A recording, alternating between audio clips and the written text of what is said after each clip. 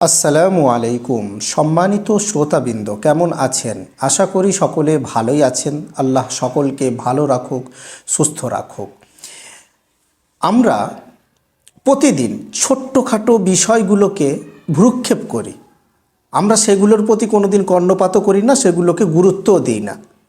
যেমন ছোট ছোট জিনিস, কোনো একটা বিয়েবাড়ির অনুষ্ঠান হচ্ছে আর সেখানে দেখবেন অনেক রান্না করা হয় এবং এত আয়োজন করা হয়, তারপরে সেই খাবারগুলোকে ফেলে দিতে হয়।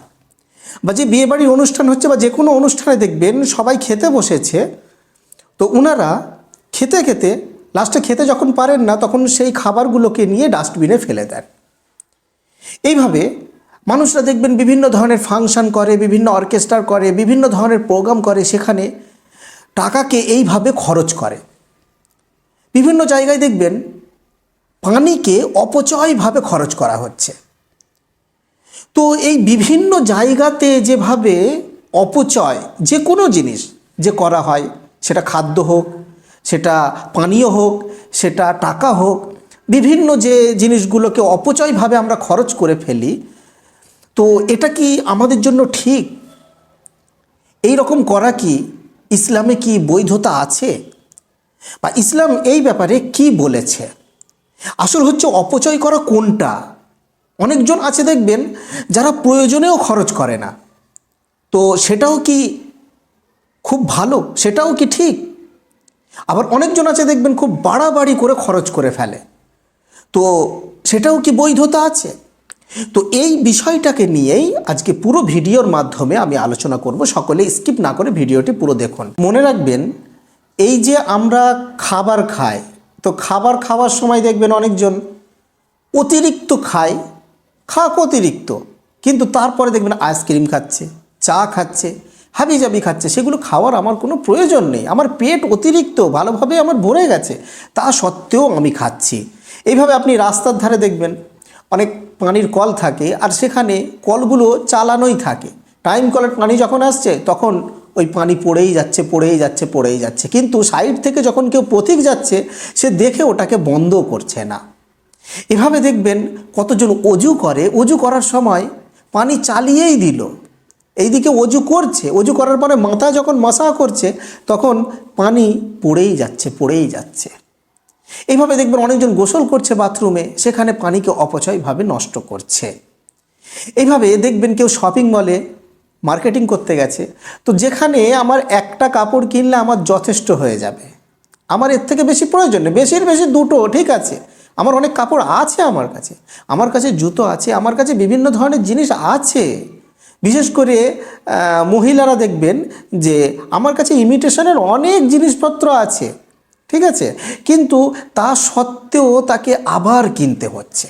আবার অনেক মহিলারা দেখবেন তার কাছে নতুন নতুন চুড়িদার আছে, নতুন নতুন কাপড় চোপড় আছে, কিন্তু তা সত্ত্বেও সে আবার এক্সট্রা করে আবার কিনছে। তার কাছে নতুন সব আছে, তা সত্ত্বেও আবার এক্সট্রা করে কিনছে, সেগুলোকে ব্যবহার করছে না, ওগুলোকে ওইভাবে তুলে রেখেছে। তো এইভাবে যে বিভিন্নভাবে আমরা যে অপচয় নষ্ট করে থাকি, টাকা পয়সা, পানীয়, খাদ্য, এভাবে দেখবেন অনেকজন আছে বড় বড় ফাংশন করে, বড় বড় অর্কেস্ট্রা করে, সেখানে টাকাকে এইভাবে ওড়াতে থাকে। আবার অনেকে দেখবেন তারা খরচই করতে চায় না। যেমন যেটা আমার প্রয়োজন, কাপড় কেনা আমার প্রয়োজন, আমার লাগবে, আমার ওখানে টাকা খরচ করতে হবে, ওখানে আমার লাগবে, আমার সংসারে টাকা দিতে হবে, কেননা তার প্রয়োজন আছে, ছেলে মেয়েদের জন্যই খরচ করতে হবে, কেননা ওখানে প্রয়োজন আছে, কিন্তু তা সত্ত্বেও সে খরচ করছে না। অনেকজন এই রকম মাইন্ডের আছে।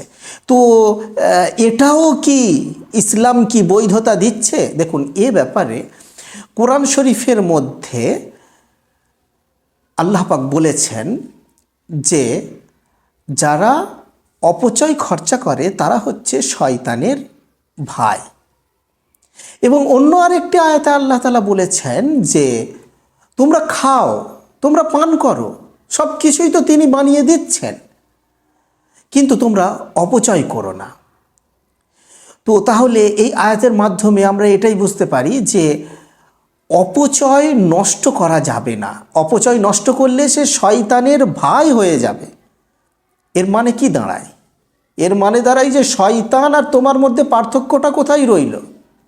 একটা শয়তান, সে তো শয়তানের কাজই করে যাচ্ছে সারা জীবন, আর তুমি মানুষ হয়ে তুমি সেই শয়তানের মতো কাজ করে যাচ্ছ। অপচয় কেন নষ্ট করছো? যে টাকাটা তোমার কাছে অতিরিক্ত হচ্ছে, যে টাকাটা অনেক বেশি হয়ে গেছে, তোমার মন চাইছে ওটাকে নিয়ে একটু এনজয় করি, একটু উড়িয়ে দিই টাকাটাকে, তাহলে ওই টাকাটা নিয়ে তুমি তো কাউকে দানও করতে পারো। ওই টাকাটা নিয়ে গরিব মানুষ তো অনেক আছে, তাকে তো কিছু দানও তুমি করতে পারো। তাহলে টাকাটাকে তুমি কাজে লাগাও, টাকাটাকে ওইভাবে অপচয় নষ্ট করো না। এবার আরেকটা দিক, যেটা অনেক মানুষ প্রয়োজনে কিন্তু খরচ করছে না।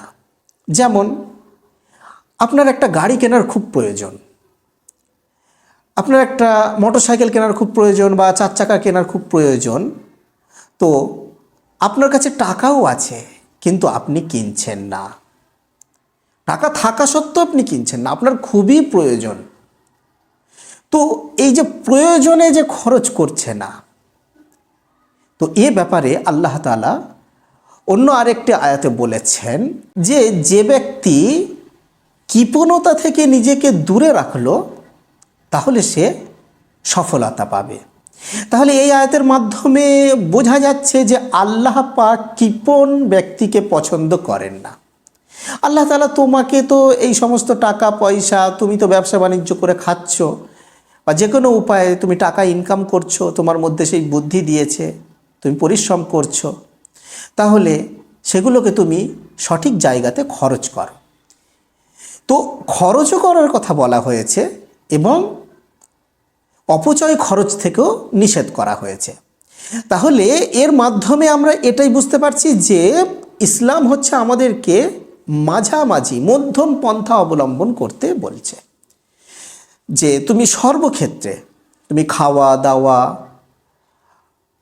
পানি ব্যবহার করা, টাকা পয়সাকে খরচ করা, যে কোনো রাস্তায়, সেখানে তোমাকে দেখতে হবে যে অপচয় তো হয়ে যাচ্ছে না, এবং এটাও মনে রাখতে হবে যে সেখানে কৃপণতা তো হয়ে যাচ্ছে না। তো আশা করি আমি বিষয়টা আপনাদের সামনে তুলে ধরতে পেরেছি। যদি আপনারা কিছু উপকৃত হন তাহলে আমার জন্য, নিজের জন্য এবং পুরো মানব জাতির কল্যাণের কামনা করবেন। আসসালামু আলাইকুম ওয়া রাহমাতুল্লাহি ওয়া বারাকাতুহু।